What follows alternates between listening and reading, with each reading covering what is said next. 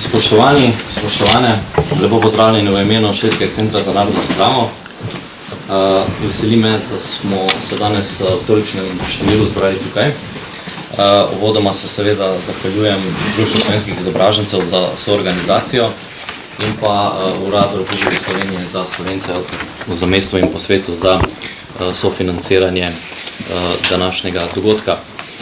Že lani smo z DSI uspešno izvedli znanstveni posvet in tako povezali sodelovanje med slovensko prestolnico in pa mestom Trst kot nekdaj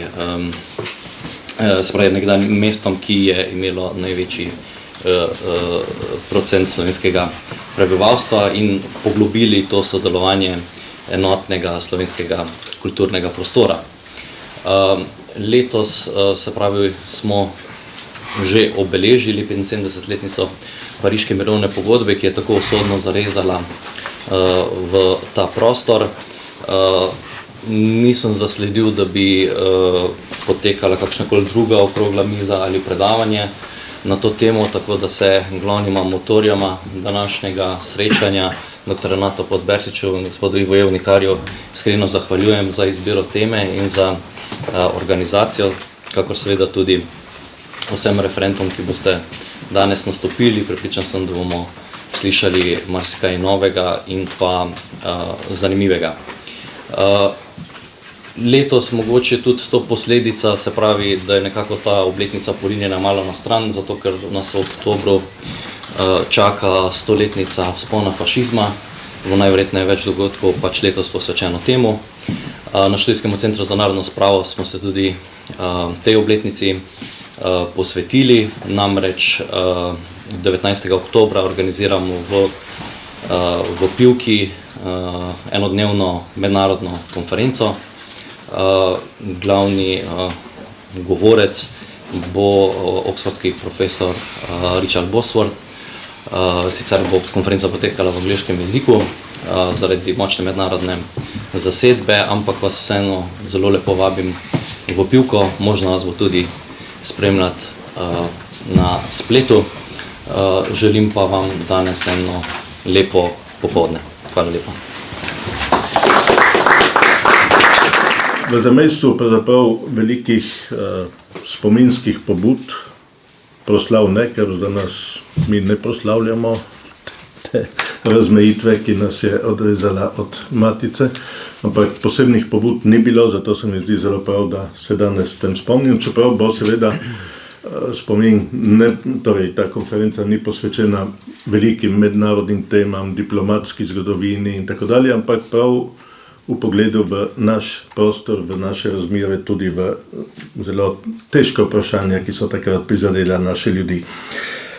Na sporedu bo 8 referatov, enega bomo sicer samo prebrali v nekoliko skrčeni obliki, ker je žal zbolela doktorica Tamara Griser-Pečar, je poslala referat in ga bo gospod Ivešič potem prebral. Prvi referent je dr. Jernej Vidmar, ali Jernej bi rekli pri nas, represija komunističnega režima ob zahodni meji med letoma 1945-1954. To je tematika, ki jo je obširno raziskoval že za svojo doktorsko disertacijo. Je pa potem nadaljeval in če kdo sledi recimo v naši reviji Mladika, ki se izhaja v tej hiši, je lahko zanimanjem bral tudi razkritja prav nekaterih hudih političnih zločinih, ki so se dogajali na našem ožjem območju na Tržaškem, od ugrabitve pri Kobaridu Slavka Uršiča, tudi pred 75 leti. In ta obletnica je letos šla nekam tako zelo mimo. Prejšnja leta, vsaj ob okroglih obletnicah, smo se podajali v Kobarid z venci in krajšimi proslavami. Letos je nekako to v vseh teh covidnih in drugih zapletih šlo malo v pozabo, ne? Ampak tudi druge ugrabitve sredi Trste, o čemer bomo tudi nekateri drugi verjetno kaj omenjali, ampak okvir nam bo zdaj podal dr. Vidmar, prosim. Torej, lepo pozdravljam tudi jaz vse prisotne. Zdaj, moj referat bo en tak kratek prerez te represije. Torej, v referatu bom na kratko predstavil represijo, ki je na Primorskem izvajal komunistični režim v času od konca vojne, torej od maja 1945 do sredine 50 let. Zajel bom 3 obdobja, torej čas 40-dnevne jugoslovanske oblasti v Julijski krajini, čas cone A in cone B, ter prva leta po razmejitvi, torej leta po 15. septembru 1947, ko je bila Primorska na podlagi Pariške mirovne pogodbe priključena Ljudski republiki Sloveniji oziroma takratni Jugoslaviji. Torej 1. maja 1945, kot vemo, 4. armada s pomočjo 9. korpusa osvobodila Primorsko s Trstom in Goricom. Začela se je torej 40-dnevno obdobje jugoslovanske oblasti. Vojaška jugoslovanska uprava je 1. maja prevzela oblast nad celotnim upravnim ozemljem nekdanje Julijske krajine do Soče in v sredi maja izročila civilni upravi. Pokrajinski narodno-osvobodilni odbor PNO je postal najvišji državni organ Primorske, svoj sedež je prenesel v Trst, uvajajo novo upravo, ki je temeljila na narodno-osvobodilnih odborih, novo sodstvo, nove gospodarske odnose. Nova jugoslovanska oblast je zaradi vojne, fašizma in svojih revolucionarnih teženj v maju 1945 aretirala več tisoč tržaških in goriških prebivalcev, aretacija s pomočjo narodne zaščite izvajala OZNA od marca 1946, preimenovana v upravo državne varnosti oziroma bolj kot znano kot UDBA, ki je bila glavni akter jugoslovanskega represivnega aparata in je takrat v Julijski krajini delovala legalno in pollegalno. Poleg nje so v prvih dneh maja 1945 aretacije izvajale še vojaške enote komand mest, divizija narodne obrambe in verjetno tudi enote 4. armade. Večino aretiranih je bilo kasneje izpuščenih, precej pa tudi likvidiranih. Po ugotovitvah zgodovinarjev takratnih majskih čistkah na Primorskem, ki so bile uvod v še kasnejše množične poboje, ki so se v notranjosti Slovenije dogajali zlasti od junija 1945 do januarja 1946, izginilo na Goriškem in Tržaškem od 1500 do skoraj 2000 ljudi. Torej, večina nesrečnikov je končala v Breznih, v okolici Trsta in Gorice ter na Vipavskem. V maju 1945 so delovala tudi vojaška sodišča, ki so bila ustanovljena že med vojno in so ljudi obsojala po hitrem postopku ali na prisilno delo ali na smrt. To najbolj krvavo povojno obdobje primorske zgodovine se je zaključilo s podpisom Beograjskega sporazuma 9. junija 1945, ko so se morali jugoslovanske čete 12. junija 1945 umakniti na vzhodno stran Morganove linije. Julijska krajina je bila od junija 1945 do septembra 1947 razdeljena tako na cono A pod zavezniško vojaško upravo ZVU in cono B pod jugoslovansko vojaško upravo VUJA. Torej, kako je bilo z represijo v coni B? Zaradi mednarodnih omejitev VUJA v coni B ni takoj uveljavila vseh revolucionarnih ukrepov, kot so jih komunistične oblasti uvajale v ostalih delih Slovenije oziroma takratne Jugoslavije. A kljub temu je del pristojnosti prenesla na novo ljudsko oblast in ta je že začela racionalne ukrepe postopoma uvajati tudi že v coni B. To se je kazalo tudi v represiji. OZNA oziroma UDBA je imela v coni B isto vlogo, kot je imela v času jugoslovanske majske zasedbe Julijske krajine, torej je delovala legalno s svojimi centri, zapori in je bila glavni inštrument partijske represije. Leta 1945 so v coni B delovala vojaška sodišča. Gradivo povojnih vojaških sodišč, ki so sodila za območje Primorske v slovenskih arhivih, sicer ohranjalo le fragmentarno. Ohranjene so redke sodbe, a kljub temu lahko ugotovimo, da je bilo poleti jeseni 1945 pred vojaškimi sodišči coni B obsojenih vsaj nekaj 100 ljudi. Vojaška sodišča so sodila tako vojaškim osebam, kot tudi civilistom.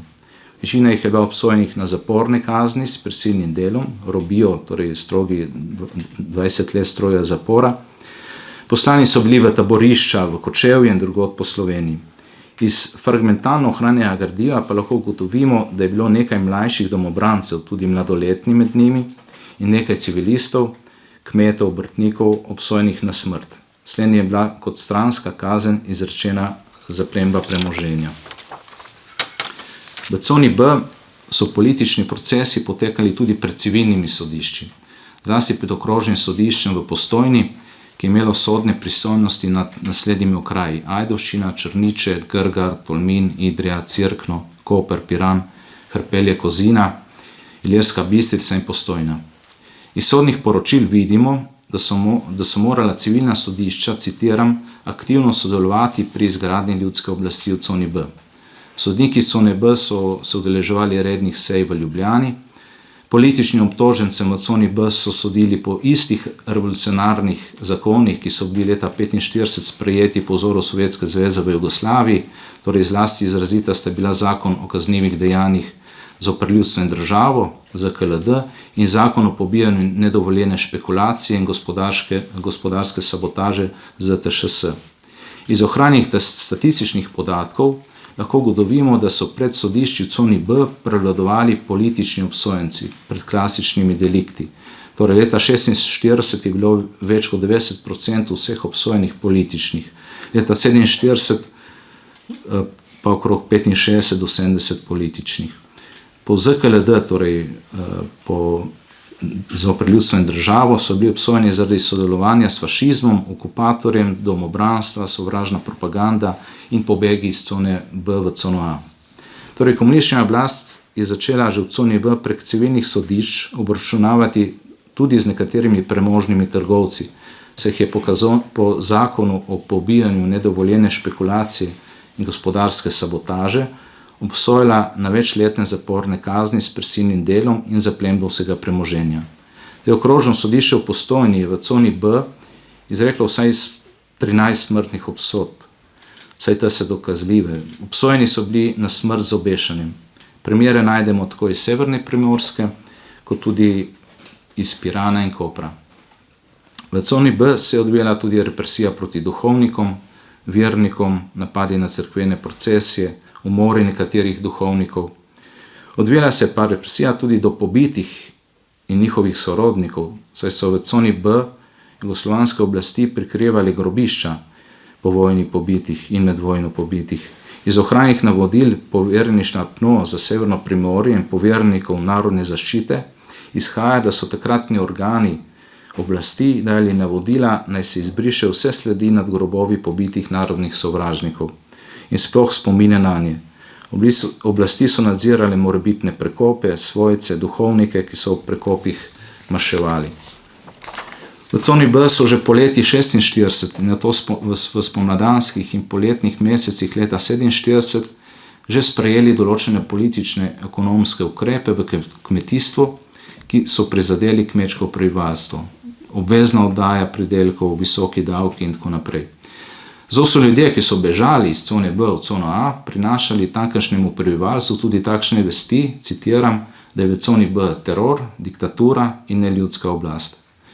Kako se je kazalo komunistična represija v coni A? Torej v coni A je upravo prevzela zavezniška vojaška uprava, ki je ukinila večino, kar so jugoslovanske oblasti vzpostavile maja 1945. Vendar tudi po 12. juniju 1945, ko se je jugoslovanska armada umaknila iz cone A Ljudske krajine, je na tem območju nezakonito in ilegalno še naprej aktivno delovala OZNA, oziroma kasneje UDBA, ki je bila neposredno povezana s centralno slovensko OZNO v Ljubljani. V coni A se je OZNA UDBA ukvarjala z obveščevalno dejavnostjo in hkrati tudi izvajala ugrabitve ter umore nekaterih političnih nasprotnikov, največ slovenskih političnih emigrantov, ki so se iz osrednje Slovenije pred komunizmom zatekli najprej v Italijo, nato pa v cono A. Ugrabljene je vozila v Slovenijo, torej v Ljubljano, v zapore UDBE ter nekatere kasneje likvidirala. Nasilne dejavnosti UDBE so vznemirile tudi zavezniško vojaško upravo. Generalštab zavezniške vojaške uprave v svojih poročilih omenja približno 30 primerov umorov in ugrabitev s političnim ozadjem. V poročilu generalnega štaba zavezniške vojaške uprave za julij 1946 med drugim piše: ti primeri ugrabitve niso izmišljotine, temveč so zelo resnični mračni dogodki, ki povzročajo skrbi mnogim ljudem in so spravili protititovske, anti-Tito, kot pišejo Jugoslovane, v stanje stalnega strahu. S temi ugrabitvami je izrazito povezano ime podpolkovnika Ozne Verja Winklerja Aleksa, po rodu Goričana. Winkler je bil poslan v Trst maja 1945 iz Beograda po vrnitvi iz šole NKVD-ja v Moskvi. Po umiku jugoslovanske vojske iz Trsta 12. junija 1945 je ilegalno ostal v mestu in bil vodja obveščevalnega centra za mesto Trst. Slednji je poveljeval široki ozonski mreži obveščevalcev in saboterjev, likvidatorjev med njimi, ki je izvajala večino ugrabitev in umorov zlasti na Tržaškem, pa tudi na Goriškem. Med drugim Winklera skupina, da ne bomo naštevali vse primere, ampak tega ki je bil že omenjen danes, torej Winklera skupina je 31. augusta 1947 med Robičem in Kobaridom ugrabila Andreja Uršiča, člana Slovenske demokratske zveze in urednika Demokracije. Poleg tega pa so Winkler in njegovi leta 1945, poleg ugrabitev in umorov, se ukvarjali tudi s krajo denarja po Trstu in v Trstu so tudi kradli luksuzne avtomobile ter jih vozili v Jugoslavijo za potrebe Ozne. Poleg političnih imigrantov iz Slovenije so bili seveda pod udarom komunistične partije CONIA tudi mnogi primorski duhovniki. Nekateri duhovniki, kot vemo, so bili umorjeni že med vojno. Proti duhovnikom od CONIA je partija nastopila predvsem z medijskimi napadi in s hujskanjem množic. Za napad na primorske duhovnike v CONIA se je komunistična partija poleg množičnih organizacij posluževala Primorskega dnevnika v Trstu in Soškega tednika v Gorici. Medijskega napada so bili deležni zlasti tisti duhovniki, ki so prav zato, da bi prekinili neko medijsko enoumje na Primorskem leta 1945, ustanovili časopis Slovenski Primorec. Slovenski Primorec, kot veste, je bil polemičen in kritičen do levih glasil. Zato je bil moteč za komunistično partijo. Te duhovnike so komunistične oblasti označevali za medvojne sodelavce belogradizma, četništva, fašizma, označevali za ovaduhe, podpornike škofa Margotija in tako dalje. Komunistične oblasti so Slovenski Primorec v Sloveniji in v coni B Julijske krajine prepovedale, ilegalne prenašalce in bralce zapirale, a tudi v coni A je bilo precej primerov, ko so bili raznašalci Slovenskega Primorca deležni ustrahovanj.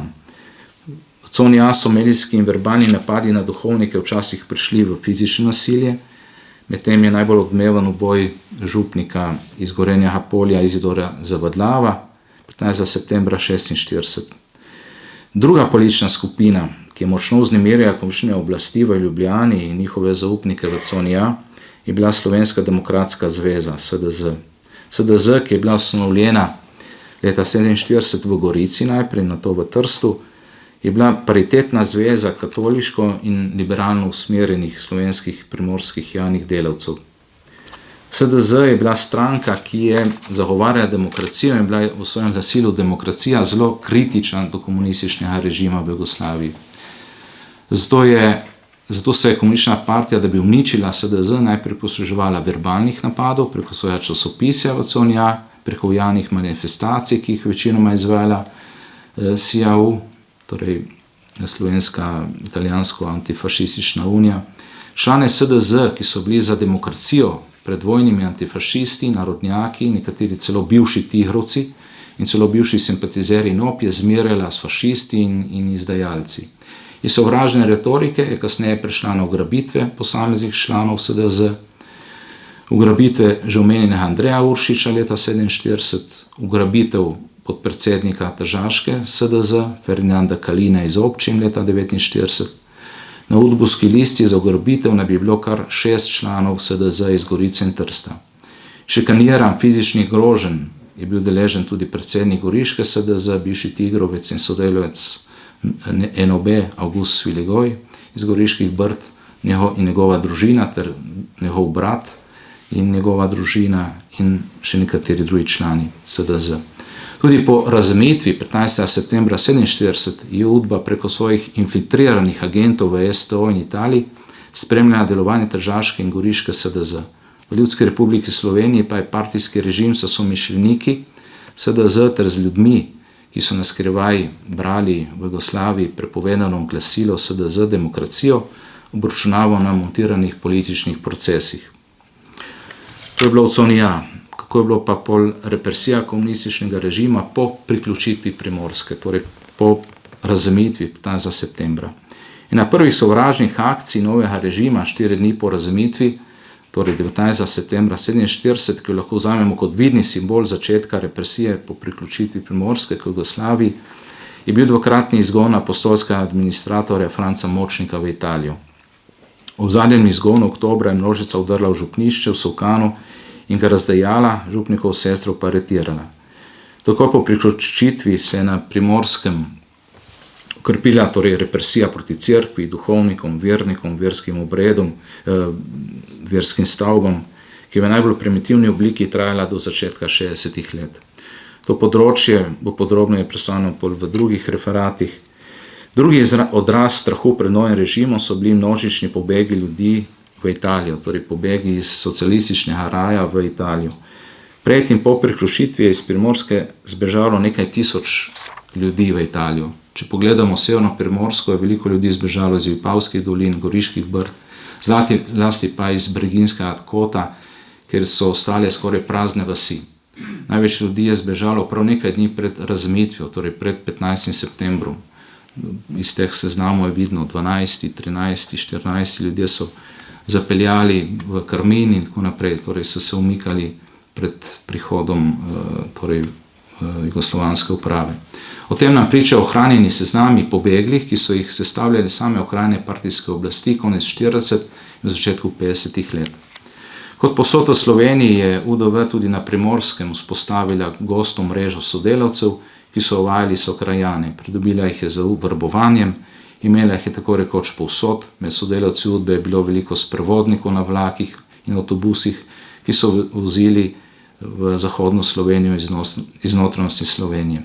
Sodelavcev UDV najdemo na gradbiščih v času gradnje Nove Gorice, med zaposlenimi v tovarnah, uradih, trgovinah, med učitelji, dijaki na srednjih šolah, ki so imeli navodila, da so uvajali sošolce in profesori. Nov režim je svojo represijo kazal tudi pri nadzoru meje z Italijo in STO. Meja je bila do leta 1954 povsem zaprta in strogo vojaško zavarovana, kar je zelo zarezalo življenje obmejnega prebivalstva. Zlasti jugoslovanska stran je mejo strogo nadzirala pred kvanimi notranjimi in zunanjimi sovražniki. Na meji je veljal strog režim, v meji sta bila 2 obmejna pasova, ožji in širši. Meje so vse do leta 1953 varovale oziroma nadzirale enote Knoja, kasneje pa enote Jugoslovanske ljudske armade. In Knojci so imeli navodila, citiram, da je treba na tiste osebe, ki se v državnem obmejnem pasu, torej 100-metrskem, na prvi in edini pozivni ustavijo, takoj streljati. Največ streljanja je bilo v letih 1948, 49, 50, so trajala pa praktično do konca 80 let. Pomembno vlogo v obmejni represiji je odigralo tudi sodstvo. Sodstvo je bilo vsaj od začetka 50 let popolnoma podrejeno vladajoči komunistični partiji. Povojna oblast se je posluževala sodstva, da je z njim obračunavala z dejanskimi in domnevnimi političnimi nasprotniki. To je izvajalo preko političnih sodnih procesov. Glavno vlogo v kazenskem postopku so imeli javni tožilci, ki so v preiskovalnem postopku tesno sodelovali z UDBO in pod njenim vplivom oblikovali obtožnice, ki so jih sodniki v sodbah povzemali in skoraj dobesedno prepisovali. UDBA je vodila predkazenske postopke in zasliševanje obtožencev. Največ političnih procesov na Primorskem je bilo pred okrožnim sodiščem v Postojni, ki je obsegalo 6 sodnih okrajev: Gorica, Tolmin, Idrija, Postojna, Sežana in Ilirska Bistrica. Med letoma 1947 in 1952 so pred okrožnim sodiščem v Postojni prevladovali politični obsojenci, saj so predstavljali 60 do 80% vseh obsojenih. Med obsojenci po ZKLD so prevladovali ljudje obsojeni zaradi ilegalnega prehoda meje, ujeti pri bežanju v Italijo in STO, člani protikomunističnih skupin, ki so prehajali meje, najmanj pa tudi obsojene zaradi protidržavne propagande, posedovanja prepovedanega tiska iz tujine, zaradi posedovanja demokracije in Matjaževega glasu, ljudi, ki naj bi vzdrževali nedovoljene pisemske zveze s tujino. Nekatere obsodbe so se nanašale še na medvojne dogodke in dogodke iz obdobja cone A. Obsojenimi je bilo veliko duhovnikov. V letih 47 in 50 je bil del procesov usmerjen proti trgovcem, obrtnikom, kmetom. Tem je bila kot stranska kazen večkrat izrečena zaplemba premoženja, kar je bilo povezano s politiko odprave zasebne lastnine in socializacijo vasi. Pred okrožnim sodiščem v Postojni je bilo med letoma 49 in 51 13 ljudi obsojenih na smrt z ustrelitvijo, od tega je bilo 11 političnih obsojencev. Kasneje so nekaj kazni sicer spremenili, ampak nekih je bilo tudi dejansko ustreljenih. Za žrtve, grobove se še danes ne ve. Okrožno sodišče v Postojni je nekatere vidnejše politične procese namesto v sodnih dvoranah izpeljalo kar v kinodvoranah večjih urbanih središč, ki so bila blizu krajev, kjer so se obtoženci živeli oziroma delovali. Tako je nekatere procese preneslo v kinodvorane v Solkanu, Tolminu in Ajdovščini. To so bile temačne predstave za javnost. Udba je zbrala več tisoč ljudi, jih pripeljala tudi s kamioni, če je bilo treba. Časopisi so tu podprli propagandno. Leta 1949 je bil recimo v kinodvorani v Tolminu na smrt obsojen duhovnik, v kinodvorani v Ajdovščini istega leta na smrt obsojena gostilničarka, v kinodvorani v Solkanu pa na smrt obsojen kmet iz Goriških Brd, upornik proti prisilni kolektivizaciji. Poleg kazenskih zaplemb, ko so jih izvajala sodišča, je oblast odpravljala osebno lastnino preko pravnih zaplemb, ki so jih izrekali okrajni ljudski odbori. Na podlagi tega so tudi na Primorskem med leti 48 in 50 izvajali zaplembe tako zvanih narodnih sovražnikov. Tako so bili zaplenjene posesa slovenskih posestnikov, ki so jih partizani pobili med vojno ali takoj po njej. In posesa med vojno ali po njej pobeglih slovenskih italijanskih posestnikov, označenih za izdajalce, izkoriščevalce, sodelavce fašizma. Za dokaz krivde je bilo dovolj, da je bil ubit strani partizanov. Širša oblika odprave zasebne lastnine so bile še nacionalizacija, agrarna reforma v kmetijstvu, potem so bili razni aretacije brez sojenja, zlasti v času borbe proti kmetom kulakom. Tu je nekako en tak kratek oris, zdaj čas verjetno je že... Je že minil? Da. Torej, tako da zaključujem to. Najlepša hvala. Seveda tematika je zelo obsežna, ampak od predavatelja pričakujemo, da bo tudi v pisni in tiskani obliki enkrat ponovno predstavil vsa svoja spoznanja, zlasti tiste, do katerih se je dokopal že po doktoratu, ne? Kajti tudi raziskave se nadaljujejo. Najlepša hvala in aplavz. Zdaj bi vabil za kratek pozdrav predsednika društva. Mislim, društvo z veseljem pozdravlja pobudo, ki nam približuje ta tragičen čas, ki je bil za en del Slovencev vendarle osvoboditev izpod fašistične Italije, a je pomenil prehod v komunistično Jugoslavijo. Jaz popolnoma razumem tiste, ki so to doživeli, tudi jaz sem že dovolj star, da se spominjam tistih časov, spominjam se, kako smo hodili s sorodnikom preko meje na zavezniški strani. Mi smo imeli zaveznike v Trstu, smo lahko šli z navadno izkaznico, na jugoslovanski strani pa so zahtevali od nas vizum, ki ga je bilo treba iti iskati na konzulat, in to so dolge vrste tam. To se pravi, mislim, da je ta pobuda zelo dobra, ker nam približuje en čas, ki je premalo preštudiran in je, po mojem, potrebno iskati podatke o tem času, in iskati tisto resnico, o kateri se tako pogostoma govori kot o časih. Zakaj bi premlevali tiste čase, zakaj bi brskali v preteklosti? Brskamo v preteklosti zato, da odkrijemo resnico in da najdemo vzroke za nesoglasje, ki danes vlada med Slovenci. Dovolj to, ker drugače zaidem v pripovedovanje osebnih spominov in mislim, da to ni potrebno v tem trenutku. Hvala lepa. Hvala. Vabim naslednjo referentko, doktorica Erika Jazbar, samostojno politično nastopanje Slovencev na Tržaškem, Goriškem in Videmskem v novih okvirih narodne manjšine. Prosim. Mislim, da ni treba posebej predstavljati, ker sledi naši publicistiki, radijski postaji, mladiki, tudi osrednjim medijem od Slovenskega časa do Tretjega dneva in tako dalje, ve, da je zelo pronicljiva publicistka in raziskovalka. Prosim. Hvala za besedo in hvala organizatorjem, da ste me povabili na ta posvet. Nekaj je bilo že povedanega od tega, kar bom jaz povedala. Moja prizma bo politično delovanje Slovencev v 3 pokrajinah, kjer smo mi avtohtono prisotni in ki so se septembra 1947 znašli kot v okvirih narodne manjšine. Svoj poseg bom začela z uvodnimi odstavki k predstavitvi teme, ki je v literaturi raziskana. Teksti so išli v glavnem v neinstitucionalni režiji in na našem koncu.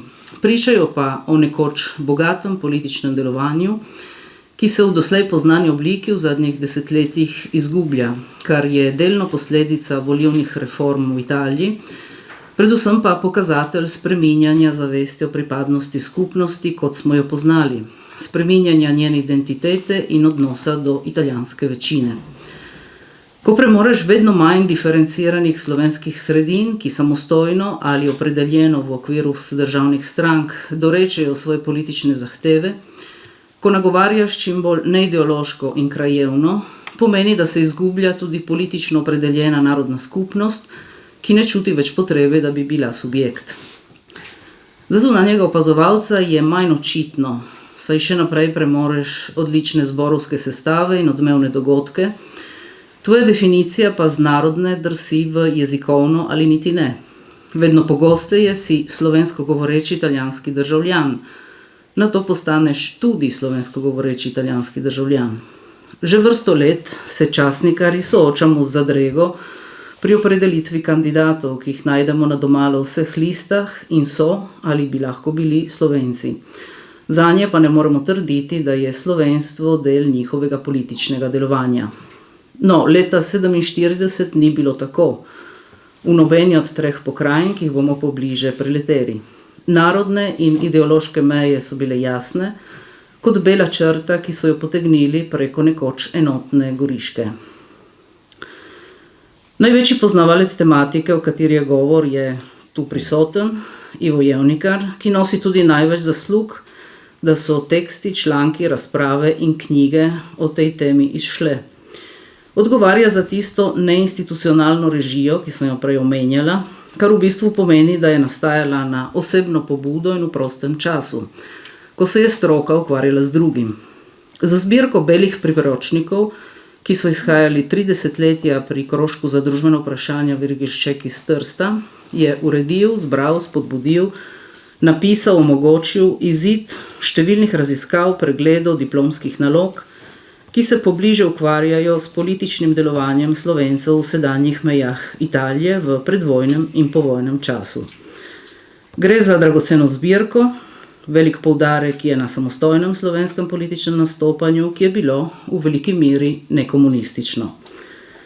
Ta sredina družbeno angažiranih sonarodnjakov je v zapletenem povojnem času narodnih in ideoloških napetosti omogočila Slovencem v Italiji znosnejšo plovbo, saj so njeni predstavniki znali najti pot do uradnih hodnikov, ki so bili komunistom, slovenskim in ne, v glavnem nedostopni. Znali so ublažiti marsikateri poseg in načeti ali uresničiti več pomembnih zadev. Običajno se kot največjo pridobitev tega časa omenja uzakonitev državnega šolstva v slovenskem jeziku na Tržaškem in Goriškem, ki sega v leto 1961. Seznam pa bi lahko bil dolg in še čaka na specifično študijo. Februarski podpis Pariške mirovne pogodbe in njeno jesensko udejanjenje predstavljata mejnik tudi za politično delovanje Slovencev, ki so se po desetletjih premikajočih se meja dokončno znašli na ozemlju Republike Italije oziroma v prehodnem svobodnem tržaškem ozemlju. Postali so narodna manjšina v državi, ki je spadala v družino zahodnih demokracij.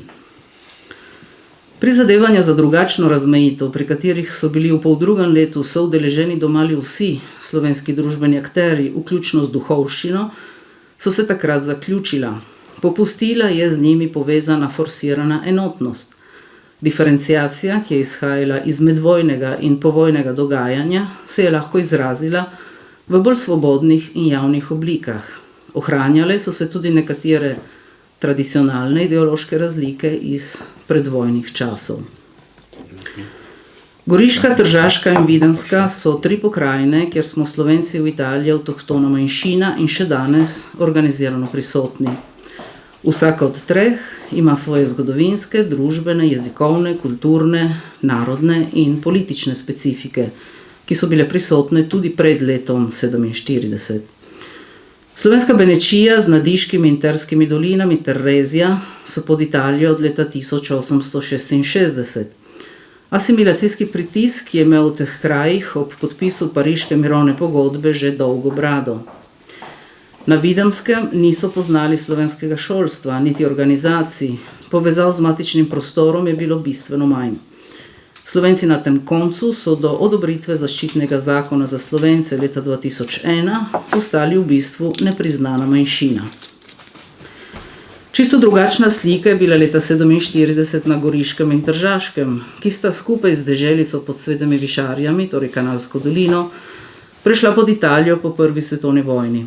Tržaški narodni dom in Goriški trgovski dom simbolizirata največji družbeni vzpon Slovencev v mestnih središčih. Tu so delovale slovenske šole, mediji in organizirane sredine na vseh področjih in za vse poklice. Slovenski skupnosti na Tržaškem in Goriškem sta bili leta 1947 del širšega slovenskega prostora. Gorica in Trst sta bila del zavesti matičnega slovenstva. Dodajmo še odstavek o družbenih specifikah. Na Videmskem živijo Slovenci posejani po gorskih zaselkih, večino v nežimskem predelu predstavljajo furlani. Cerkev je zanje najpomembnejša oporna točka. Tudi Goriška, vključno z mestom Gorica, je katoliška dežela. Nadškofija je odigrala pomembno vlogo tudi pri gašenju medetničnih konfliktov. Mesto Trst pa daje tempo pristanišče. Politično so prevladovali liberalci, italijanski redentizem je bil tu izrazitejši, poznali so tudi proletariat, komunistične in še prej socialdemokratske parole so prišle lažje do volilne baze. Na Kraškem robu smo ne le klimatsko, ampak tudi družbeno, etnično in politično v drugačnem svetu, ki je od mesta ločen. Ta dejstva torej moramo imeti pred očmi, ko predstavljamo različne samostojne oblike političnega delovanja Slovencev v Italiji po razmejitvi leta 1947. Sedaj pa ad rem. Začeli bomo s politično sredino, ki je bila že omenjena, ki je imela najbolj linearno pot, v primerjavi z drugim je tudi dobro raziskana, na voljo so tudi pričevanja protagonistov. Slovenska demokratska zveza je delovala na Goriškem in Tržaškem z enakim imenom, a v nekoliko drugačni obliki. Goriška in Tržaška stranka sta bili povezani in sta sodelovali, imeli sta tudi skupno glasilo, prej omenjen tednik Demokracija. Sramežljivi in kasnejši poskusi, da bi SDZ razširili tudi na Videmsko, so bili takoj neuspešni. SDZ so na Goriškem ustanovili še pred podpisom mirovne pogodbe, 17. januarja 1947, v prostorih Alojzevišča oziroma nekdanjega, takratnega in danes nekdanjega Alojzevišča v Gorici. Na Tržaškem je nastala konec leta, 21. decembra. SDZ je izhajala iz vrednot zahodne demokracije, v ospredju njenih prizadevanj so bile pravice Slovencev, ki jih je branila v okviru zahodnega parlamentarizma. Bila je izrazito protikomunistična, zagovarjala je princip samostojnega političnega nastopanja. Na Goriškem sta jo sestavljali katoliška in liberalna struja. Njuni akteri so bili predvojni družbeni delavci, ki so med ljudmi uživali ugled.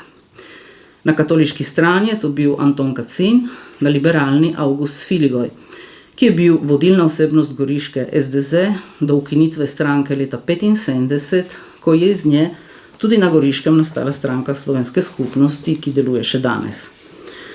Liberalna in katoliška struja v goriški SDZ sta imeli tudi svojo avtonomno organizacijo, ki sicer javno nista nastopali, a sta imeli vsaka svoje vodstvo in delovanje. SDZ v Gorici je obe duši združevala v enakopravni obliki, paritetnost se je odražala v vodstvu in rotaciji letega. Predzgodba goriške SDZ se je v zatišju začela pisati leto po koncu vojne. Protagonisti na katoliški strani so izhajali iz kroga, ki je med vojno idejno vodil Janko Kralj. Osnovali so Slovensko narodno demokracijo, njen ustanovni občin zbor je bil v Gorici 29. junija 1946. Usporedno se je razvijala tudi pot zbiranja na liberalno-tigrovski strani. Ko je bila usoda Gorice jeseni jasna, je prišlo do sklepa, da bosta obe sredini sodelovali v skupni organizaciji. Januarja 1947, kot smo že povedali, je tako potekal ustanovni očni zbor SDZ za Gorico, za Goriško. 25. aprila 1947 je v Gorici na Placuti izšla prva številka tednika Demokracija. Na politične premike so se na komunistični in projugoslovanski strani odzvali zelo ostro. Ko se je SDZ pojavila v javnosti s svojo avtonomno organizacijo, so v bistvu izničili monopol Slovensko-italijanske antifašistične unije in njeno referenčnost v odnosu do zavezniške vojaške uprave. Na snovalce SDZ so letele grobe psovke. Ob sami ideologiji in komunističnih metodah pa so pri SDZ izhajali tudi iz daljše tradicije iskanja stika z oblastjo in delovanja v državnem aparatu. Komunistom so zato očitali zadržanje do zavezniške vojaške uprave, ko so sicer v manjši meri kot na Tržaškem odklanjali od zaveznikov vzpostavljeno slovensko šolstvo, javno upravo in sodstvo, kar je slovensko prisotnost predvsem ošibilo. Blatene in grožnje niso ostali le na besedni ravni. Nekaj tednov pred razmejitvijo je Udba nedaleč od Kobarida, kot smo že slišali, ugrabila vodilnega urednika tednika Demokracija Slavka Uršiča. Za njim se je izgubila vsaka sled. Udba je tudi skrbno spremljala delovanje SDZ s konfidenti, ki jih je premogla tudi v strankinih vodstvenih organih. Enako je bilo tudi na Tržaškem. Pri goriški SDZ ne moremo tudi mimo ugotovitve, da je pri zbiranju Slovencev, ki se niso prepoznavali v SIAU, odigrala zelo pomembno vlogo duhovščina, oziroma tisti njen del, ki ni pristal v OF. Tednik Slovenski primorec, ki so ga izdajali omenjeni duhovniki, omenimo monsinjorja Mirka Brumata, je postal idejno jedro te sredine, cerkveni možje so pomagali tudi drugače. Marijine družbenice so pomembno pripomogle k zbiranju podpisov za vložitev listov v Gorici. Najdemo jih tudi na kandidatni listi, v času, ko se je večina otepala javnega izpostavljanja. In to v sredini, ki je v prvih povojnih letih delovala kot otoček med kladivom italijanskega nacionalizma in nakovalom slovenske in italijanske levice.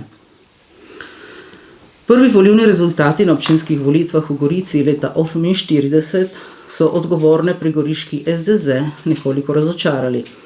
Z delom so vztrajali, slika se je kaj kmalu spremenila. Sedaj pa v Trst. Pot tržaške SDZ je bila nekoliko drugačna od goriške, v bistvu v nasprotju z dotedanjo politično tradicijo, ki je veljala na Tržaškem. V mestu v Zalivu je namreč dotlej veljal model zbirne stranke Edinost, v kateri so prevladovali liberalci, katoličani so bili tudi v vodstvu, a so se odpovedali avtonomnemu delovanju na političnem polju. Po letu 1947 pa je po prvih poskusih, da bi SDZ združevala več duš, naposled prišlo do diferenciacije. SDZ je v Trstu zastopala le liberalno vejo. Delovala je sicer tudi v drugačnih razmerah, v posebni upravi svobodnega tržaškega ozemlja Italijanski pritisk je bil izrazitejši, levica močnejša in nasilnejša, razkol zaradi Kominforma se je na Tržaškem globoko zarezal med ljudi.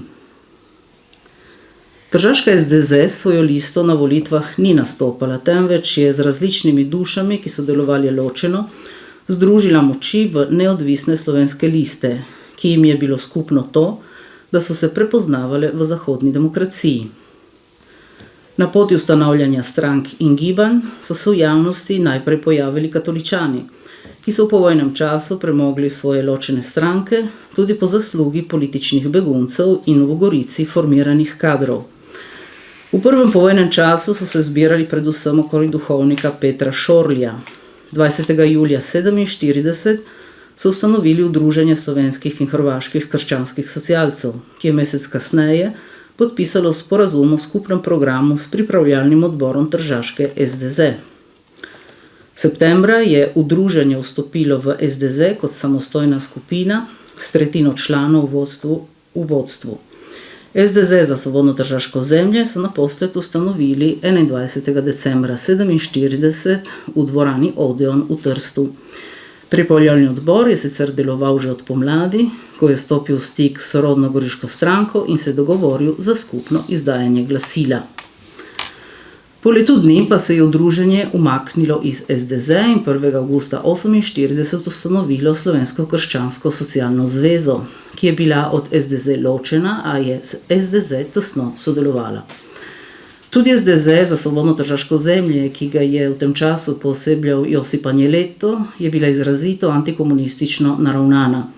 Tako kot na Goriškem so komunistom očitali ne le ideologijo in nasilje do drugače mislečih, temveč tudi poguben odnos do zaveznikov, v katerih so komunisti videli nove okupatorje, zavezniki zato niso sodelovali, odklanjali so tudi vse, kar je prihajalo z njihove strani, od uvajanja slovenskega šolstva do mest v javni upravi. Posledica je bila, da so ta mesta zasedli Italijani. SDZ je na Tržaškem tudi odločno zagovarjala obstoj in razvoj svobodnega tržaškega ozemlja kot samostojne državice. Skupina neodvisnih Slovencev.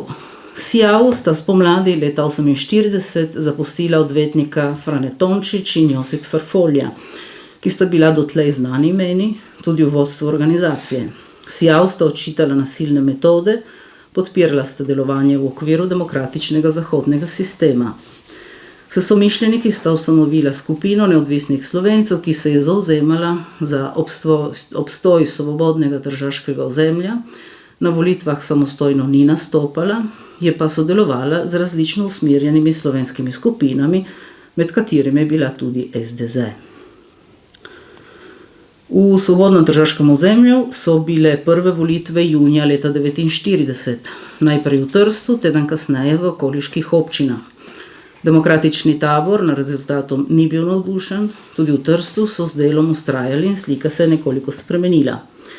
Vse do danes pa med zavednimi Slovenci na Tržaškem in Furlani Julijski krajini prevladuje izbira levih strank. Sedaj pa na Videmsko. Poglejmo torej na dogajanje na levici. Slika je med Trstom in Gorico oziroma Benečijo precej drugačna, kar velja predvsem za prva povojna leta. Na Tržaškem so slovenski komunisti do Kominforma delovali skupaj z italijanskimi v komunistični partiji svobodnega tržaškega ozemlja. Nato so ti tu zvesti člani ustanovili Slovansko-italijansko ljudsko fronto. Od leta 1955 do 1962 pa je nastopala njihova ravno tako medetnična neodvisna socialistična zveza. Na Goriškem in v Benečiji, formalno tudi v Kanalski dolini, pa so do leta 1955 premogli samostojno slovensko politično stranko. To je bila Demokratična fronta Slovencev, ki je s tem imenom nastopala na občinskih in pokrajinskih volitvah na Goriškem, na Videmskem pa se je predstavljala z različnimi imeni neodvisnih list. Njeno uradno poimenovanje je bilo Demokratična fronta goriških, beneških in kanalskih Slovencev. Izhajala je iz vrednot NOB, v ospredju so bile tudi pravice Slovencev v Italiji, ki so postali narodna manjšina. DFS so ustanovili v Gorici, torej Demokratično fronto Slovencev, so ustanovili v Gorici 10. avgusta 1947 v prostorih nekdanje furmanske gostilne pri Zlati zvezdi. V vodstvu so bili tudi 4 predstavniki iz Videmske pokrajine, po 2 predstavnika iz Slovenske Benečije in iz Kanalske doline. Na Goriškem je stranka na volitvah uspešno sodelovala, v Slovenski Benečiji pa je prevladovala krščanska demokracija, za katero so se opredelili tudi beneški duhovniki. DFS so razpustili leta 1955, zgodba njenih slovenskih predstavnikov se je nato nadaljevala v okviru italijanskih strank. Gre vsekakor za pomembno poglavje, ki v literaturi nima primerne obravnave in pozornosti. V Benečiji je bilo delovanje DFS zelo zahtevno, tudi tvegano, saj je povojna leta in desetletja pogojevala nasilna protislovenska gonja. Tudi DFS je bila deležna posebne pozornosti. 1. avgusta 1949 so neznanci celo ubili tajnika DFS za Špeter, Andreja Juso. 23. marca 1950 so razdejali in sežgali sedež DFS v Špetru. 1. maja 1949 je prišlo do odmevnega političnega dogodka. V kinu Impero v Čedadu je potekal zbor delegatov DFS z vseh beneških vasi. Udeležilo se ga je 181 Slovencev. Shod je sprožil veliko razburjanje, val protestov, tudi senatno vprašanje. Na zboru so prisotni odobrili spomenico beneških Slovencev, ki so jo septembra 1949 izročili v Rimu takratnemu podtajniku pri predsedstvu vlade Giulio Andreottiju. Skupina družbenih delavcev, ki se je zbirala okoli DFS, je tudi sprožila akcijo za vpisovanje beneških otrok v slovenske šole v Gorico. Na prvih parlamentarnih volitvah leta 1948 je DFS na listi Ljudske fronte kandidirala Goričana Lamberta Mermoljo.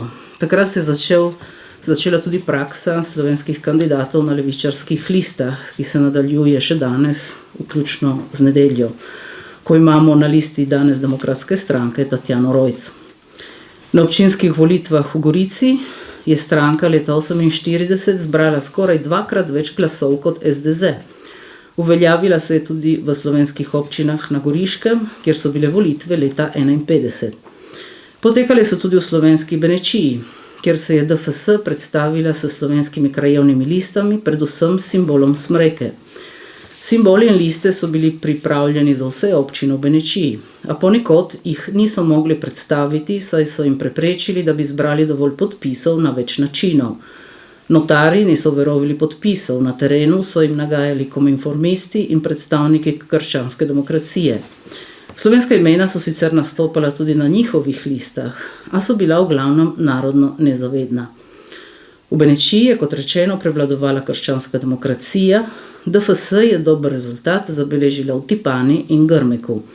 Za pokrajinske volitve leta 1951 sta slovenska kandidata na samostojni slovenski listi v okrožjih Špeter in Čenta prejela skupaj 1000 glasov. Sedaj pa v Kanalsko dolino. DFS je formalno segala tudi do Kanalske doline, samostojnega slovenskega nastopa pa na volitvah tu ni bilo. Slovenci so kandidirali individualno na različnih listah, na prvih občinskih volitvah na Trbižu je bil na primer na občanski listi izvoljen Slovenec Fran Kravina iz Žabnic. V Naborjetu Ovčji vasi je prišlo do simbolične slovenske liste edinikrat leta 1970, omogočili so jo somišljeniki slovenske skupnosti, njeni kandidati pa so dobili 50 glasov. Avgusta leta 1945 so tudi v Kanalski dolini zbirali podpise za priključitev teh krajev k Jugoslaviji. V trbiški občini so zbrali 350 v glavnem slovenskih podpisnikov. Aprila 1946 je tudi te kraje obiskala razmejitvena komisija. Alojzij Dolhar je njenim članom izročil spomenico Slovencev Kanalske doline. Kaj je čas minil že? Je minil že. Kominform. Bomo. Kominforma ne moremo spustiti. Posebno poglavje si v pregledu političnega delovanja Slovencev v Julijski krajini zasluži resolucija Informbiroja iz junija 1948, ki se je globoko zarezala v levičarske vrste, predvsem na Tržaškem, in imela več desetletne posledice za politično, ideološko in narodnostno sliko. Razkol na levici je Goriško oplazil v njenem tržiškem delu, med slovenskimi kraji je vplival na politične zbire prvih občinskih volitev na Dobrdobskem, ko je demokratični strani edinikrat uspelo imeti župana. Na Tržaškem pa so njeni valovi dolgo trajali in pustili dolgotrajne posledice. Med ljudmi je Kominform povzročil tudi pravo sovraštvo, kar je veljalo med Italijani in Slovenci in med samimi Slovenci. V Komunistični partiji Svobodnega tržaškega ozemlja se je med Titovci, torej tistimi, ki so ostali povezani z Jugoslovansko partijo, in kominformisti, ki so gledali na Sovjetsko zvezo, zarezala globoka ločnica. Stalinisti so od vsega začetka močno prevladovali, tempo jim je dajal poklicni revolucionar in naposled tajnik stranke Vittorio Vidali. Izbira za Sovjetsko zvezo je bila močno večinska tudi med Slovenci. Razkol je razcepil tudi dotedanje delovanje na družbenem in prosvetnem polju. Mnogi kominformisti so svoje otroke začeli vpisovati v italijanske šole, med ljudmi je prišlo tudi do medsebojnega nasilja, blatenja, napadanja in leži, kar je veljalo za obe udeleženi strani. Razkol zaradi Kominforma je z narodnega vidika za sabo pustil v številnih tržaških mestnih predelih in vaseh pogorišče. Stiki so bili pretrgani, množica Slovencev se je asimilirala v slovensko-italijansko bratstvo, je šlo v ropotarnico zgodovine. Še podatki o volitev, ker če vse to, kar smo povedali, je teorija, ne? 25 že. Okay. 25. Dobro, program na radiju mi je dajal 20 minut. Nazadnje poglejmo še, kako so se uveljavile omenjene politične sredine na prvih povojnih volitvah, predvsem na Tržaškem in Goriškem, saj smo o Videmski že povedali. V Gorici so bile prve občinske volitve 31. oktobra 1948. Izidi so bili za SDZ pod pričakovanji. Stranka je nastopila s svojim imenom in znakom lipove vejce, izvolila je 2 svetnika, medtem ko je Demokratična fronta Slovencev zbrala skoraj 2-krat več glasov in izvolila 4 svetnike. V slovenskih občinah na Goriškem so bile volitve leta 1951. SDZ se je tu predstavila kot Kmečko-delavska zveza, osvojila je občino Števrijan, kjer se je začelo upravljanje, ki se nadaljuje še danes. V Dobrodobu, kot rečeno, je izkoristila razkol na levici in edinič prevladala, v Sovonjah pa vse do danes demokratični tabor občine ni osvojil. Še na Tržaško, v Trstu so zavezniki izkoristili razkol na levici zaradi Kominforma in sklicali prve občinske volitve 12. junija 1949. Slovenska narodna lista, ki sta jo sestavljali SDZ in SKSZ, torej katoličani, se je predstavljala z lipovo vejco, izvolila je enega svetnika, tako kot Titovci, kominformisti pa so izvolili 13 svetovalcev, od tega 6 Slovencev. Teden dni kasneje so bile volitve v 5 okoliških občinah. SDZ in SKSZ sta se tu predstavila z različnimi listami. V Devinu na Brežini in Zgorniku sta ohranili Slovensko narodno listo. Na Repentabru je nastopila Neodvisna gospodarska zveza, v Dolini pa Neodvisna gospodarska lista. Prevladali so le na Repentabru, v Nabrežini so zasedli drugo mesto, povsod, vključno z Miljami, so prevladali kominformisti. Volitve v Trstu so prinesle streznitev tudi za levico, ki je na približno 180 tisoč oddanih glasov prejela 47 tisoč. Od teh je Titovce podprlo le 5 tisoč volivcev. V Trstu je prevladala krščanska demokracija, ki je pobrala 40% glasov. In tudi v tržaških okoliških občinah so zmagali kominformisti, ki jim je zaupalo 8 tisoč volivcev, Titovcem pa 1000. Še kaj? Hvala za pozornost. Najlepša hvala. Seveda za matične Slovence bolj domači izraz informbirojevci, mi pravimo kominformisti na Tržaškem in Goriškem. Ne? Hvala za ta referat. Zdaj se na vrsti 2 referata, ki zadevata odnose s cerkvi oziroma v cerkvi. Dr. Renato Podbersič, ki ga vsi poznate iz študijskega centra, avtorja več monografij, ima zdaj referat Delo slovenskih duhovnikov na Primorskem za priključitev Primorske k Matici. Prosim. Hvala, Ivo, za besedo. Spoštovane gospe in gospodje, spoštovani kolegi, spoštovani vsi ljudje dobre volje. Mogoče zakaj posvečamo 2 referata družbeno-socialni skupini, ki je bila relativno šibka po njegovi številčnosti, torej primorski duhovščini, vendar je odigrala pomembno vlogo v turbulentnih časih za narodni razvoj in obstanek v prvi polovici 20. stoletja. Zdelo se nam je primerno, da tudi boju za priključitev Primorske k Jugoslaviji v smislu Ščekove sintagme, ki jo je vzpostavil, torej enega najpomembnejših primorskih medvojnih duhovnikov, narod bo ostal, režim bo pa prešel, da temu posvetimo tudi en samostojni referat. Glejte, govoril bom o tematiki, o kateri pravzaprav je bilo kar nekaj že napisanega, tako na Primorskem, tudi po širšem kontekstu. Nenazadnje se je s tem ukvarjal profesor zgodovine v Vipavskem semenišču, nekdanji profesor Franc Kralj, danes nekoliko šibel v šempetrskem domu za upokojene duhovnike, tudi nekdanji škofijski kancler, oziroma, arhivist. Potem se je s tem ukvarjala nenazadnje v svoji magistrski nalogi Marija Čipič-Rehar, za predvsem tržaško področje in kraško področje tudi dr. Nevenka Troha, upokojena zgodovinarka. Ne smemo pa pozabiti številnih zapisov tedanjih protagonistov, Virgila Ščeka, ki je veliko zapisoval v svojih dnevniških zapiskih o tudi tem obdobju, naj si bo med vojno in tudi seveda obdobju takoj po končani vojni, čeprav je relativno zgodaj umrl zaradi bolezni. Ne smemo pa pozabiti obeh goriških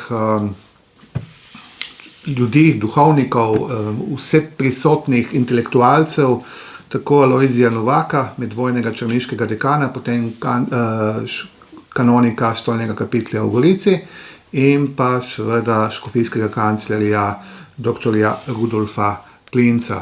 Oba sta bila, kot bomo videli v nadaljevanju, tudi člana tiste delegacije slovenskih duhovnikov, ki se je pogovarjala s člani razmejitvene komisije, ki je ob koncu marca 1946 obiskala tudi Gorico.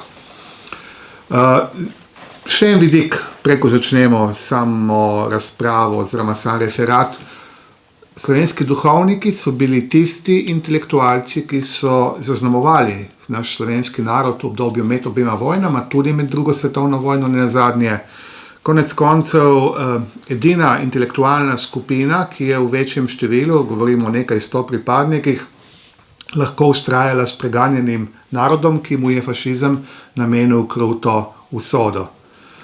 Vsi drugi, ali velika večina drugih, odvetnikov, zdravnikov, državnih nameščencev, učiteljev, je morala ali milom ali silom, če uporabim nek drug jezik, torej hočeš nočeš v izgnanstvo ali prostovoljno ali prestavljeno na jug Italije ali pa v druge pokrajine Italije. Duhovniki so večinoma vztrajali z narodom in tudi med drugo svetovno vojno dejansko s svojim ugledom, s svojim znanjem jezikov, tudi nemščine, reševali ta preganjan narod med tnalom in nakovalom revolucije in pa boja proti okupatorju. Treba poudariti, da se je velika večina primorskih duhovnikov med vojno postavila na stran rešitve narodnega vprašanja oziroma narodnih idealov, pač v smislu rekla, komunizem bo prišel, narod pa ostane. Zato v glavnem niso nasprotovali partizanskemu osvobodilnemu gibanju, temveč komunistični revoluciji. Treba je povedati, da velika večina primorskih duhovnikov je partizansko gibanje tako ali drugače podprla. Manjši del duhovnikov je sicer zavzel odkrito nasprotno stališče do osvobodilnega gibanja pod vodstvom Osvobodilne fronte oziroma komunistov, vendar na Goriškem, Tržaškem in Istri ni uspel organizirati širšega gibanja. Konec koncev je večina duhovnikov ostajala ideološko pasivnih v tistem času, njihovo delo je bilo omejeno na pastoralno skrb za vernike in na karitativne dejavnosti. In treba je povedati, da dejansko so, kot smo omenili že uvodoma, reševali tudi cele vasi, bi povedal primer Mirna pri Gorici, Požig, Komna, kjer so prav duhovniki s svojim posredovanjem reševali večje število civilnih žrtev prebivalstva zaradi okupatorjevih represalij. Po drugi strani pa treba še nekaj poudariti.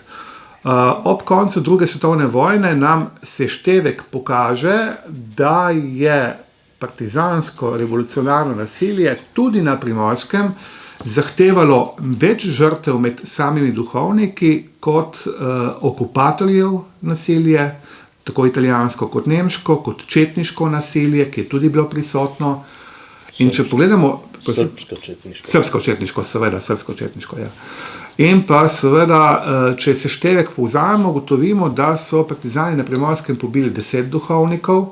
Najbolj znana primera sta seveda uboj kaplanov Sluge in Piščanca februarja 1944 v Cerknem, na Tržaškem mogoče umor Placida Sancina, pa potem plus teh 10 duhovnikov še 2 primorska bogoslovca, ki sta tudi končala pod roko revolucionarnega nasilja.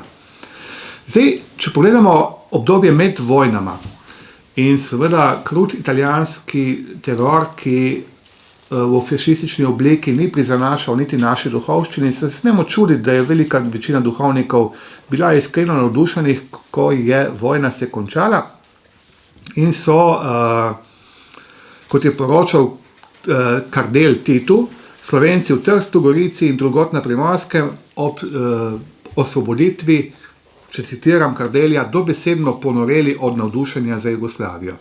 In duhovniki so išli iz ljudstva. In njihova forma mentis, njihovo pričakovanje ni bilo kaj dosti drugače. Si bom sposodil tukaj spet besede Virgila Ščeka, ki je v tistih dneh naravnost gorel za Jugoslavijo. In je takrat, ko je bil v Loki, pisal je tudi svoje dnevniške zapise, je napisal 29. aprila v svoj dnevnik, v svoj dnevniški zapisek, dobesedno bom citiral, 29. dan aprila 1945, ob 5. uri popoldne se prikažejo prvi tanki in na njih jugoslovanski vojaki. V vasi so ustavili.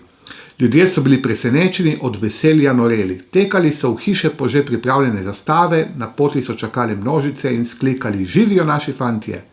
Ženske in moški so delili cigarete, cvetice, pijače. Neka ženska je vprašala: kam greste? Odgovor: Trst osvoboditi. Konec citata. Zdaj, ob samem koncu vojne bi bilo zanimivo pogledati, kakšni so bili pogledi, ne bom rekel na visoki politični ravni, ampak iz spodaj navzgor, med zmagovalno stranjo. Kako so na strani zmagovalcev, partizanske vojske, jugoslovanske, slovenske, obravnavali slovenske duhovnike.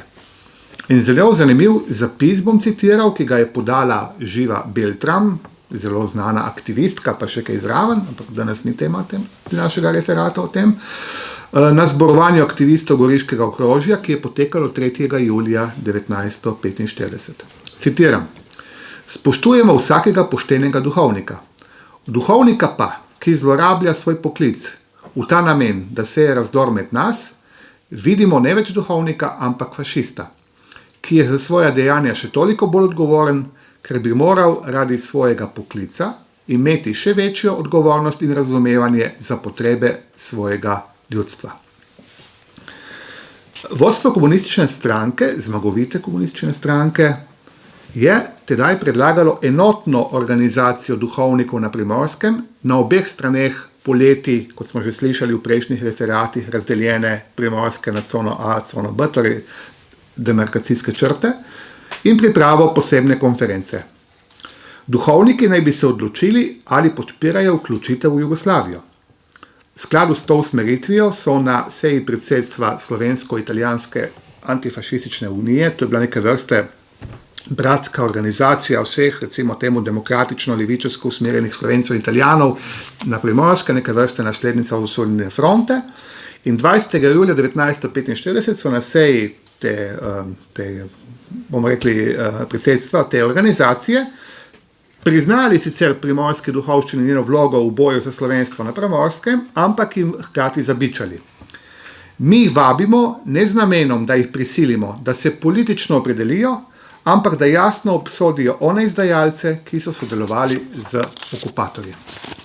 Tako je ob koncu vojne nastopilo vprašanje fojb. Danes ne bomo govorili o fojbah, ampak vendarle tudi del duhovščine, slovenske duhovščine je nastopil z fazo, bomo rekli, poskusa upravičevanja žrtev v fojbah. Znane so izjave duhovnika Franca Malalana, še bolj so znane tudi izjave Virgila Ščeka, ki sta v fojbah videla tudi neke vrste pravilno ali pravično rešitev tisti, ki so se pregrešili zoper narod. Junija 1945 so primorski duhovniki, ki so podpirali Osvobodilno fronto, pripravili deklaracijo, ki pa ni bila objavljena, zato se ne ve, koliko duhovnikov se dejansko z njo bilo pravzaprav seznanjenih. V tej deklaraciji so zahtevali priključitev k novi demokratični federativni Jugoslaviji, to je bilo ime tedanje nove države, in se obenem zavzeli za pravične odnose z drugimi narodi, za bratstvo slovenskega in italijanskega življa, citiram, luč krščanske resnice, ki je nam in njim posijala iz ogleja, naj bi v bratstvu slovenskega in italijanskega življa te zemlje postala most med vzhodom in zahodom. Skupina slovenskih duhovnikov tržaško-koprske škofije, ki se je organizirala v obnovljenem zboru svečenikov svetega Pavla, je 1. septembra 1945 predložila predsedstvu Primorskega narodnoosvobodilnega odbora, predsedniku tega odbora Francetu Bevku, spomenico, v kateri so podprli priključitev k novi Jugoslaviji. V tej spomenici so med drugim zapisali, citiram, kako globoko obžalujemo znane in neznane zločine, ki sicer gredo bolj na račun posameznikov, kakor vodstva samega, vendar brez pridržkov priznavamo OF za Osvobodilno fronto za edino narodno oblast, ki se je utrdila v krvavi borbi proti tujstvu.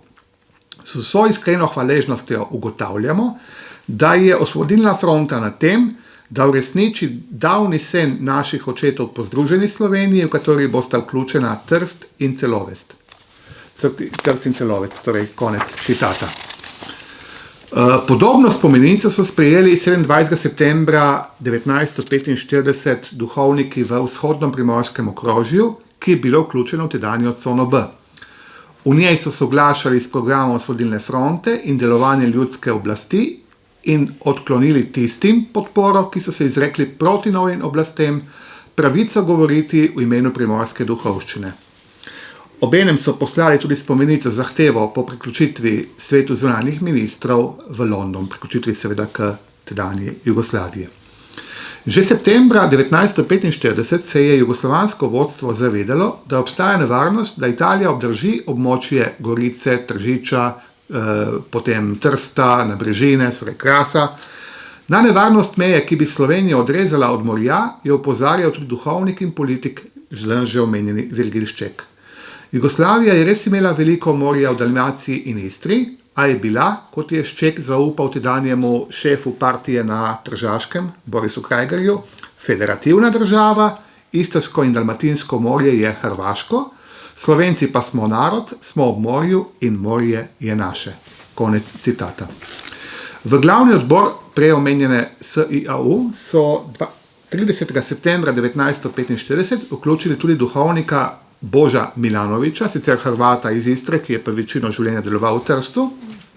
In seveda so bili zraven tudi trije goriški duhovniki, župnik v Kromberku, znani skladatelj Vinko Vodopivec, stolni kanonik Gorici, nekdanji komenski župnik Ignacij Valentinčič in profesor znani Ivo Jovančič, ki so skupaj z nekaterimi slovenskimi goriškimi kulturniki oktobra 1945 poslali apel ob volitvah v Jugoslaviji, v katerem so podprli ljudsko fronto z besedami: volite za, da bomo mi rešeni italijanskega jarma.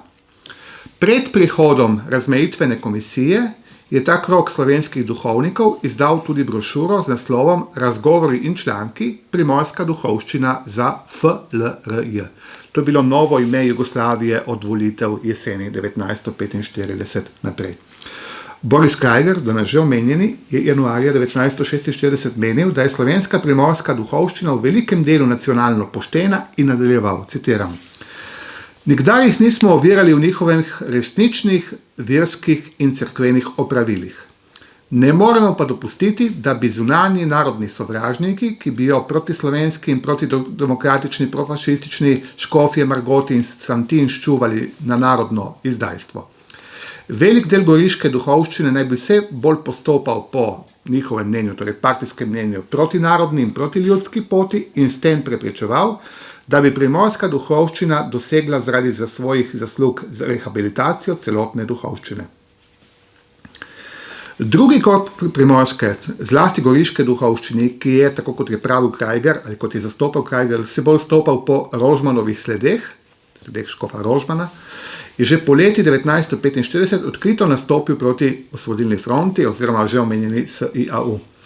Poleg prepričanih protikomunistov so se temu krogu priključili nekateri, zlasti podeželski duhovniki, ki so Osvobodilno fronto in nato SIAU nasprotovali zaradi slabe obveščenosti in niso ugotavljali, kot ugotavlja vodstvo SIAU, dobro poznali našo demokracijo in oblast. V brošuri, ki je izšla februarja 1946, je poleg uvodnih besed Franceta Bevka so objavljeni tudi prispevki župnikov Ivana Bidovca, dekana Gabriela Piščanca, župnika Antona Piščanca, dekana Franca Malana, duhovnika Virgila Ščeka, torej spomenica primorske duhovščine z dne 1. septembra 1945 in dejansko hkrati tudi v tej brošuri odprto pismo Virgila Ščeka, predsedniku vlade De Gasperiju, in izjava slovenske in hrvaške duhovščine na Primorskem ob prihodu Zavezniške komisije, kar je bilo vse skupaj datirano z 20. februarjem 1946. O vsebini spomenice iz začetka 1945, smo jo ravno kar omenjali, je bilo več polemik, saj jo je slovensko vodstvo pred tiskanjem pregledalo. Spomenico, ki je datirana s 20. februarja 1946, je podpisalo po nekaterih podatkih 170 primorskih duhovnikov, po nekaterih drugih 156, v coni B vsi razen 3, v coni A več kot 90%. In sicer v tržaškem okrožju skoraj vsi, medtem ko je na Goriškem, citiram, po partijskih dokumentih, abstinirala najreakcionarnejša grupa. Konec citata. Spomenica se zaključi z naslednjimi pomenljivimi besedami. Če hoče komisija, v tem primeru razmejitvena komisija, zagotoviti mir primorski in gospodarsko blagostanje, naj zunanjim ministrom predloži rešitev. Celokupna Primorska se priključi federativni Jugoslaviji. Konec citata. Veliko duhovnikov je bilo vključenih v razne delegacije, ki so prišle pred razmejitveno komisijo. Kot je poročal Julij Beltram, visok partijski, partizanski, OF-arski organizator na Goriškem, so bile tudi v zasebnih pogovorih izjavljali duhovniki, da so pripravljeni po pravici in vesti izpovedati svoje zahteve. Tako je na primer mirenski dekan Oskar Pahor čakal komisijo na križišču ceste v Opatje selo do 7. ure zvečer. Tudi italijanski viri so poročali o pričevanjih slovenskih duhovnikov. Med drugim omenjajo, da se je Edvard Edko Ferjančič, sicer župnik v Kojskem v Brdih, predstavil razmejitveni komisiji slovensko zastavo z rdečo zvezdo in nato ljudem obljubil, da so Brda rešena, torej da so Brda zagotovljena za Jugoslavijo. Duhovnika Božo Milanović in Anton Piščanec, župnik na Katinari v Trstu in podpredsednik Prosvetne zveze, sta bila člana delegacije Julijske krajine, ki se na mirovni konferenci v Parizu po leti 1946 zavzela za priključitev k Jugoslaviji. Ker so duhovniki za odhod potrebovali uradno dovoljenje škofa in so bili redki med njimi pripravljeni delovati brez soglasja cerkvenih oblasti, so pri odhodu duhovnikov v Pariz nastale težave. Za škofovo prepoved se je med duhovniki nista menila le Božo Milanović in Virgil Šček, ki pa slednji ni mogel v Pariz iz zdravstvenih razlogov, je takrat že precej bolan.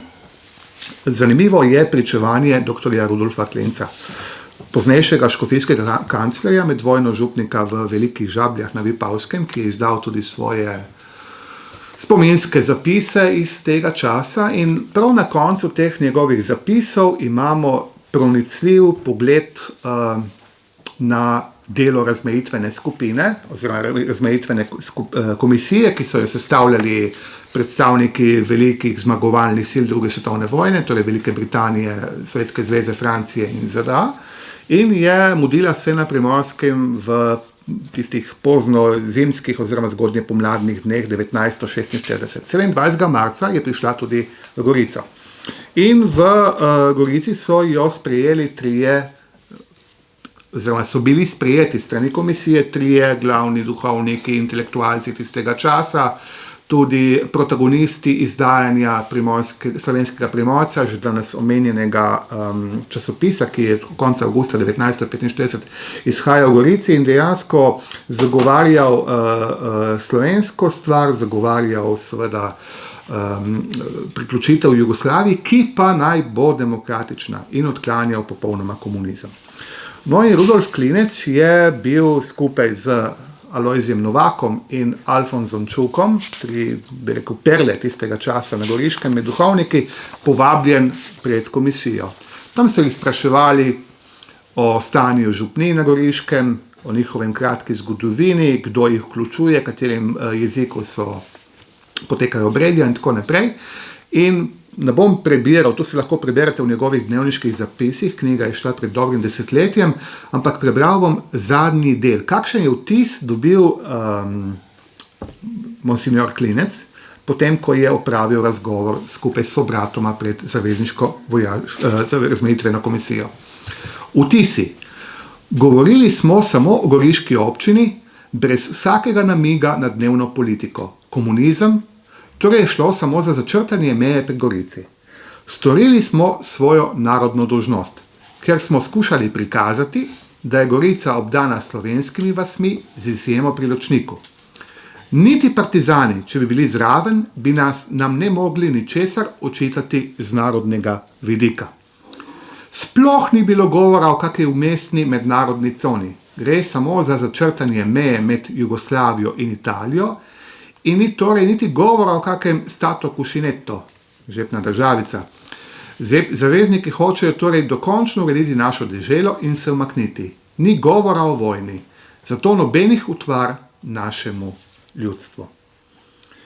Zdaj, kako so se posamezni duhovniki obnašali do tedanjih prevladujočih oziroma vladajočih jugoslovanskih vodstvenih struktur? Nedvomno je imela SIAU veliko podporo v tržaškem okrožju, ker je podpiralo tudi veliko slovenskih duhovnikom, medtem ko so bili na Goriškem in posameznimi kraji velike razlike. Vodilni funkcionar komunistične partije, na Tržaškem smo ga že omenjali, je februarja 1946 razmere takole nekako ocenil, citiram: Na naši strani so vsi Slovenci, razen tistih, ki so izbežali iz Jugoslavije, dela klera in meščanstva, večinoma na Goriškem. Zdaj, po posameznih okrajih, če bi šli od severa Primorske proti jugu, bi videli, da je bilo nasprotovanje komunistični stvarnosti najmočnejše v Gornjem Posočju, Breginjskem kotu, danes že omenjenem, in pa tudi v delu Brd. Zanimiv je recimo pogled tedanjega župnika v Logu pod Mangatom, Ivana Hlada, ki je s Prižnic, kot je partija oziroma UDBA poročala, rohnel proti Jugoslaviji in partiji. Člane SIAU pa je imenoval brezbožnike, podleže in sleparje. Kaj je duhovnike tudi motilo, poleg osnovnih verskih zadev? Tudi seveda agrarna reforma in predvsem ločitev cerkve od države. Toda treba je upoštevati, da tik pred prehodom razmejitvene komisije 1946 je bila naklonjenost do nove Jugoslavije zelo velika.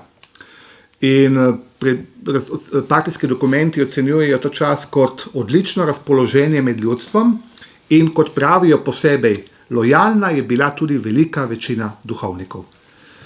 Zanimivo je, da del krogov katoliških na Goriškem, zlasti tisti, ki so se zbirali okoli med vojno umrlega dr. Janka Kralja, skupaj z nekaterimi političnimi migranti iz notranjosti Slovenije in bivšimi domobranci, je nasprotoval SIAU. To je tisti krog okoli slovenskega Primorca, danes je že omenjenega in tudi nekratko predstavljenega. In tudi oni so združevali stike z Jugoslavijo in tudi kanale za obveščanje. Vendar je treba pri teh duhovnikih poudariti eno stvar. Nasprotovali so komunizmu, nasprotovali so jugoslovanskim komunističnim oblastem. Torej, hkrati partija ugotavljala preko svojih zaupnikov in prisluškovanja, da so bili nasprotniki jugoslovanskih oblasti, kot so bili nasprotniki tudi Italije, tudi nove nefašistične Italije.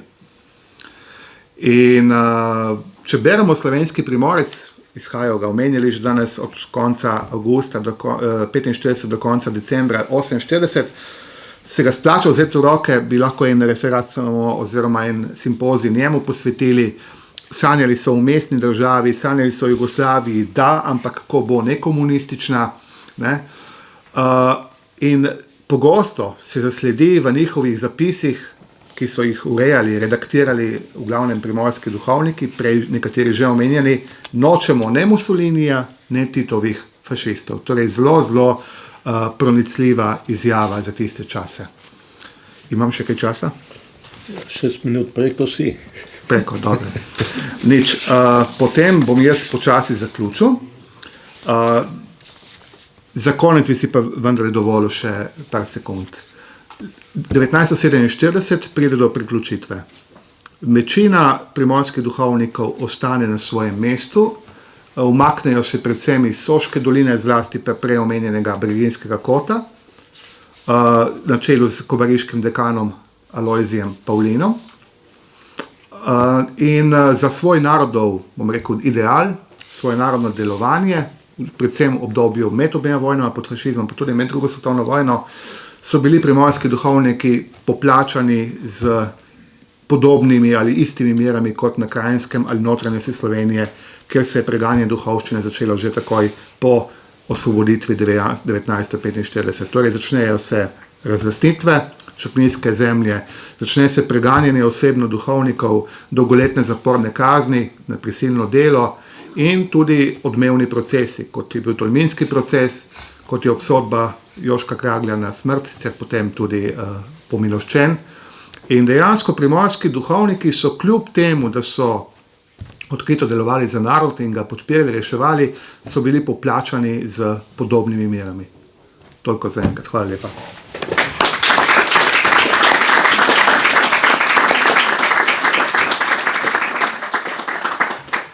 Najlepša hvala doktorju Podberstiču. En popravek bi mu dal, je rekel, da je doktor Klinec izdal svoje spomine, v resnici je zasluga, da so išli njegov in še koga. Dobro, zdaj pa je na vrsti še 4. referat pred odmorom, preganjanje duhovščine v priključenem delu Primorske in v coni B svobodnega tržaškega ozemlja. Poslala nam ga je doktorica Tamara Griser Pečar, ki je nažalost prav včeraj predvčerajšnjem zbolela in je na Dunaju nas lepo pozdravlja, ampak bo zdaj doktor Ivešič vsaj bistvo prebral. Ja, hvala lepa. Sveti sedež je začetek avgusta 1947 imenoval dekana Karla Jamnika iz Trnovega pri Ilirski Bistrici za administratorja Reške škofije, dr. Franca Močnika za administratorja v Solkanu in dr. Mihaela Toroša za administratorja v Poreču in Pulju. Administratura s sedežem v Solkanu je obsegala vse ozemlje, ki je pripadalo pod FLRJ od bivše Goriške in Tržaške škofije ter tudi del Istre. Tako je v administraturo spadal še skoraj ves takratni okraj Buzet v Istri.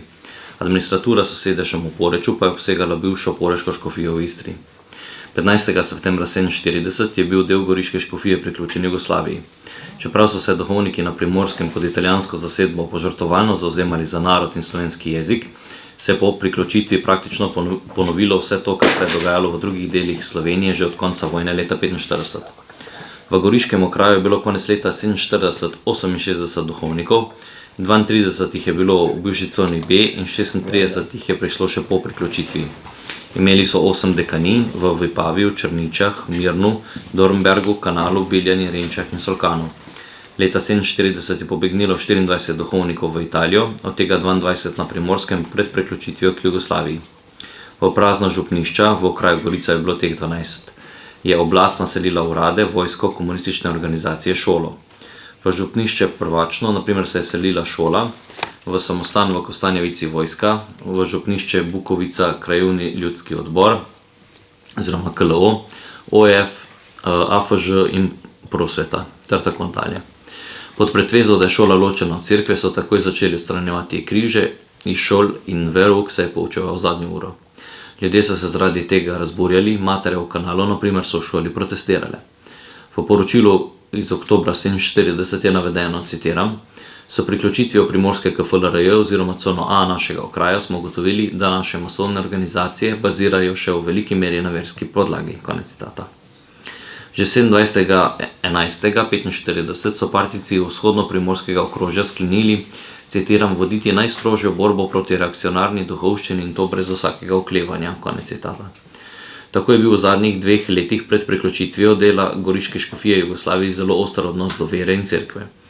Oblast je povečevala pritisk na duhovnike, vrbovala je agente in informatorje, ki so v rednih presledkih poročali o situaciji duhovnikov oziroma katoliške cerkve na obeh straneh demarkacijske črte. Pripravljeni so bili seznami sovražnih duhovnikov. 4 primorski duhovniki so umrli kot žrtve komunističnega nasilja. Župnik v Jelšanah Viktor Perkan je bil po naročilu partizanov ustreljen 9. maja 1945 med pogrebnim obredom. Župnika v Idriji Obači Valentina Pirca so od komunistov naščuvani domačini februarja 1946 mučili in izpostavili mrazu in je zaradi posledic umrl. 15. septembra 1946 so ugrabili in umorili župnika iz Gorenjega polja v Soški dolini Izidorja Zavadlava, ker je delal propagando proti Jugoslaviji, in upravitelj župnije Golac in Mune ter kaplan v Hrušici Alojzij Kristan, ki je izginil 14. avgusta 1947 na poti med Munami in Vodicami, po vsej verjetnosti je bil na neznanem kraju umorjen. Poleg teh pa je bil pri Davči 7. januarja 1946 umorjen še Filip Terčelj, ki je izkusil fašistične in komunistične zapore in se pred fašisti že pred vojno umaknil v Ljubljano. Že pred priključitvijo je Udba strogo nadzirala duhovnike in julija 1947 izdala direktivo, da naj se razdelijo izkaznice OF vsem duhovnikom, ki jih bodo hoteli sprejeti, razen župnikom v Slivju, to je bil Viktor Berc, Hrušici Vladimir Šircelj, Jelšanah in Pregarjah Aleksandar Milič ter kaplanu Knežaku Jožef Skok. Delovanje Udbe potrjuje tudi RSNZ v poročilu, citiram. Med letom 1947 je referat klera s pomočjo referata za meje oziroma bande zbiral gradivo o povezovanju posameznih duhovnikov z bando. Izvajal akcijo za večje sodelovanje vodilnega klera na Primorskem z zamejskimi slovenskimi organizacijami na liniji utrjevanja naših pozicij. Obdeloval povezavo škofijskega sekretarja Leniča z obveščevalno zelo aktivnim jezuitskim duhovnikom dr. Prešernom in njegovih zvez z vrhovi klera v Sloveniji in ga, to se je nanašalo na Leniča, konec leta aretiral zaradi špijonske zveze z Bitencem, vodil izgon papeškega administratorja v Gorici, dr. Močnika, in vprašanje novega administratorja, preiskavo proti usmiljenim sestram in škofov v povezavi z ilegalnimi kanali v Mariboru in pripravljal konferenco duhovnikov, članov OF, Ljubljanske in Mariborske škofije.